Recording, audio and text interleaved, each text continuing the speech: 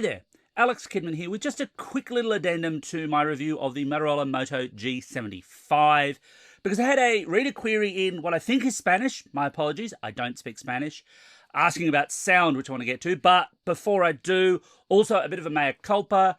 I made a mistake in that review. Just a smallish one. I misread the specs and said that the phone doesn't have wireless charging. And it does. That's fundamentally my error. I misread the specs. Oddly, I had dropped it at one point onto a wireless charger because it needed charging and my brain wasn't thinking and it didn't work. And I went, oh, that's right, it doesn't have wireless charging. But in that instance, it was actually because the wireless charger I had plugged it into was itself no longer working. So it kind of confirmed my wrong theory. Does have wireless charging. Look, I'll show you some quick video here to show, yes, this thing does wireless charging. With that out of the way, I really wish YouTube would let me edit the video or put a little caption say, no, it has wireless charging in the original video, but it won't. Kind of get why that is. Sort of annoying, but there we are. Now on to the audio question, and there was a query as to why I hadn't talked about what the speakers were like or what call quality was like, if my semi-mangled translation is correct as to what the question was about.